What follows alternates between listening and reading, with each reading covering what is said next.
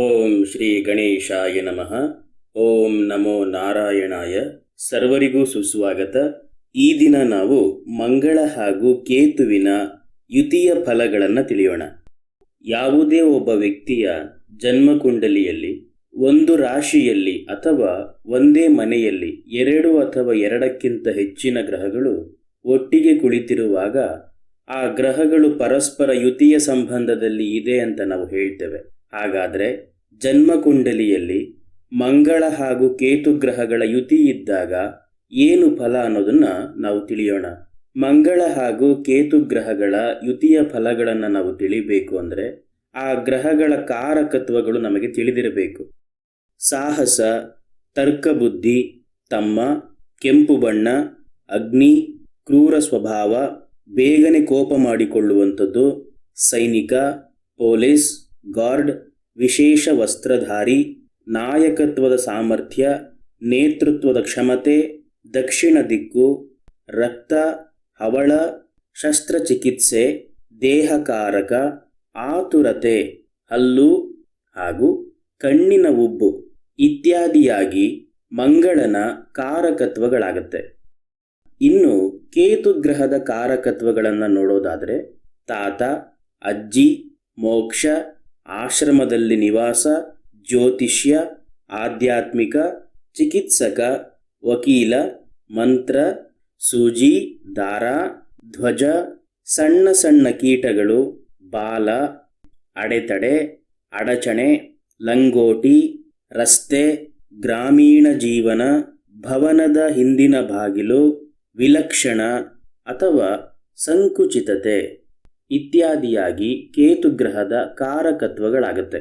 ಜನ್ಮಕುಂಡಲಿಯಲ್ಲಿ ಮಂಗಳ ಹಾಗೂ ಕೇತುಗ್ರಹಗಳ ಯುತಿಯ ಫಲಗಳನ್ನು ಹೇಳುವಾಗ ಅಥವಾ ಯಾವುದೇ ಗ್ರಹಗಳ ಯುತಿಯ ಫಲಗಳನ್ನು ಹೇಳುವಾಗ ಆ ಗ್ರಹಗಳ ಯುತಿಯ ಮಧ್ಯೆ ಅನ್ಯ ಗ್ರಹಗಳು ಕುಳಿತಿದೆಯಾ ಅನ್ನೋದನ್ನು ಗಮನಿಸಬೇಕು. ಹಾಗೂ ಆ ಗ್ರಹಗಳ ಯುತಿಯ ಮೇಲೆ ಅನ್ಯ ಗ್ರಹಗಳ ದೃಷ್ಟಿ ಅಥವಾ ಪ್ರಭಾವ ಇದೆಯಾ ಅನ್ನೋದನ್ನು ಗಮನಿಸಬೇಕು. ಇದರಿಂದ ಯುತಿಯ ಫಲಗಳಲ್ಲಿ ಒಂದಷ್ಟು ಬದಲಾವಣೆಗಳು ಖಂಡಿತವಾಗಿಯೂ ಆಗುತ್ತೆ. ಹಾಗೂ ಯುತಿಯ ಫಲಗಳನ್ನು ಹೇಳುವಾಗ ಯುತಿಯಲ್ಲಿ ಕುಳಿತಿರುವಂತಹ ಗ್ರಹಗಳ ಸ್ಥಾನ ಹಾಗೂ ಅವಸ್ಥೆಗಳನ್ನು ಪ್ರತ್ಯೇಕವಾಗಿ ಗಮನಿಸಬೇಕು.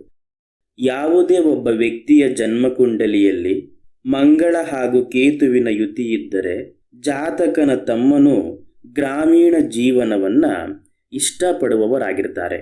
ಕಾರಣ ಮಂಗಳನು ತಮ್ಮನ ಕಾರಕನಾಗಿದ್ದಾನೆ ಮತ್ತು ಕೇತುವು ಗ್ರಾಮೀಣ ಜೀವನದ ಕಾರಕನಾಗಿದ್ದಾನೆ. ಜನ್ಮಕುಂಡಲಿಯಲ್ಲಿ ಮಂಗಳ ಹಾಗೂ ಕೇತುವಿನ ಯುತಿ ಇದ್ದರೆ ಜಾತಕನ ತಮ್ಮನು ಮಂತ್ರ ಅಧ್ಯಯನವನ್ನು ಮಾಡುವವರಾಗಿರಬಹುದು.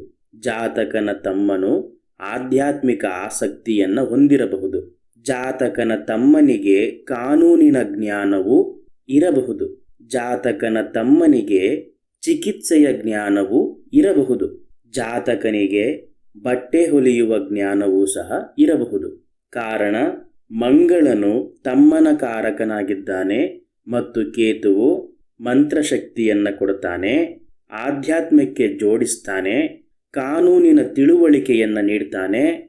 ಕೇತುವು ಚಿಕಿತ್ಸೆಯ ಜ್ಞಾನವನ್ನು ಕೊಡ್ತಾನೆ ಮತ್ತು ಬಟ್ಟೆ ಹೊಲಿಯುವ ಜ್ಞಾನವನ್ನು ಸಹ ಕೇತುವು ಕೊಡ್ತಾನೆ.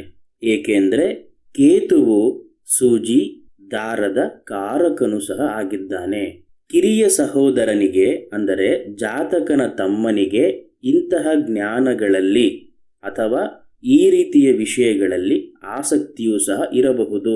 ಜನ್ಮಕುಂಡಲಿಯಲ್ಲಿ ಮಂಗಳ ಹಾಗೂ ಕೇತುವಿನ ಯುತಿ ಇದ್ದರೆ ಈ ಯುತಿಯ ಮೇಲೆ ಒಂದು ವೇಳೆ ಅಶುಭ ಪ್ರಭಾವವಿದ್ದರೆ ಜಾತಕನ ತಮ್ಮನು ಸ್ವಲ್ಪ ವಿಲಕ್ಷಣ ಬುದ್ಧಿಯವನಾಗಿರಬಹುದು. ಜಾತಕನ ತಮ್ಮನು ಸ್ವಲ್ಪ ವಿಲಕ್ಷಣ ಬುದ್ಧಿಯವನಾಗಿರ್ತಾನೆ. ಕಾರಣ ಮಂಗಳನು ತಮ್ಮನ ಕಾರಕನಾಗಿದ್ದಾನೆ ಮತ್ತು ಕೇತುವು ಮನಸ್ಸಿನಲ್ಲಿ ಸಂಕುಚಿತ ಭಾವನೆಯನ್ನ, ವಿಲಕ್ಷಣತೆಯನ್ನು ನೀಡ್ತಾನೆ. ಇಲ್ಲಿ ಗಮನಿಸಬೇಕು, ಜಾತಕನ ತಮ್ಮ ಅಂದರೆ ಜಾತಕನ ನಂತರ ಹುಟ್ಟಿದವನು, ಅಂದರೆ ಜಾತಕನ ಮೊದಲನೇ ತಮ್ಮ ಅಂತ ಅರ್ಥ ಮಾಡ್ಕೊಳ್ಬೇಕು. ಜನ್ಮಕುಂಡಲಿಯಲ್ಲಿ ಮಂಗಳ ಹಾಗೂ ಕೇತುವಿನ ಯುತಿ ಇದ್ದಾಗ ಜಾತಕನ ತಾತನು ಸ್ವಲ್ಪ ಕೋಪ ಅಂದರೆ ಸ್ವಲ್ಪ ಸ್ಟ್ರಿಕ್ಟ್ ಆದ ಮನುಷ್ಯನಾಗಿರ್ತಾನೆ, ಸ್ಟ್ರಿಕ್ಟ್ ವ್ಯಕ್ತಿಗಳಾಗಿರ್ತಾರೆ. ಜಾತಕನ ತಾತನಲ್ಲಿ ಸ್ವಲ್ಪ ಆತುರದ ಸ್ವಭಾವವನ್ನು ನಾವು ಕಾಣಬಹುದು. ಜಾತಕನ ತಾತನು ಸಾಹಸ ವ್ಯಕ್ತಿಯೂ ಆಗಿರಬಹುದು. ಕಾರಣ ಏನು ಅಂದರೆ ಕೇತುವು ತಾತನ ಕಾರಕನಾಗಿದ್ದಾನೆ ಮತ್ತು ಮಂಗಳನು ಸಾಹಸವನ್ನು ನೀಡ್ತಾನೆ, ಬೇಗ ಕೋಪ ಮಾಡಿಕೊಳ್ಳುವ ಹಾಗೆ ಮಾಡ್ತಾನೆ.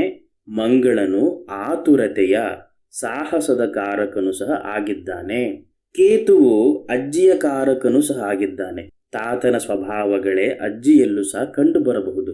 ಜನ್ಮಕುಂಡಲಿಯಲ್ಲಿ ಮಂಗಳ ಹಾಗೂ ಕೇತುವಿನ ಯುತಿ ಇದ್ದಾಗ ಜಾತಕನ ಹಲ್ಲುಗಳಲ್ಲಿ ಅಥವಾ ಆತನ ಐಬ್ರೋಗಳಲ್ಲಿ ಅಂದರೆ ಕಣ್ಣಿನ ಹುಬ್ಬುಗಳಲ್ಲಿ ಕೆಲವು ಕತ್ತರಿಸಿದ ಗುರುತುಗಳು ಕಂಡುಬರುತ್ತೆ. ಏಕೆಂದರೆ ಮಂಗಳನು ಹಲ್ಲುಗಳ ಕಾರಕನಾಗಿದ್ದಾನೆ, ಮಂಗಳನು ಐಬ್ರೋಗಳ ಅಂದರೆ ಕಣ್ಣಿನ ಹುಬ್ಬುಗಳ ಕಾರಕನು ಸಹ ಆಗಿದ್ದಾನೆ. ಇಲ್ಲಿ ಕೇತುವು ಕತ್ತರಿಸಿದ ಕಾರಕನು ಸಹ ಆಗಿದ್ದಾನೆ. ಏಕೆಂದರೆ ಕೇತುವು ಯಾವುದೇ ಒಂದು ವಸ್ತುವಿನಲ್ಲಿ ಸೀಳಿದಂತಹ ಅಥವಾ ಕತ್ತರಿಸಿದಂತಹ ಗುರುತುಗಳ ಕಾರಕನಾಗಿದ್ದಾನೆ. ಇದಿಷ್ಟು ಮಂಗಳ ಹಾಗೂ ಕೇತು ಗ್ರಹದ ಯುತಿಯ ಫಲಗಳ ಬಗ್ಗೆ ಒಂದು ಸಣ್ಣ ಉದಾಹರಣೆ.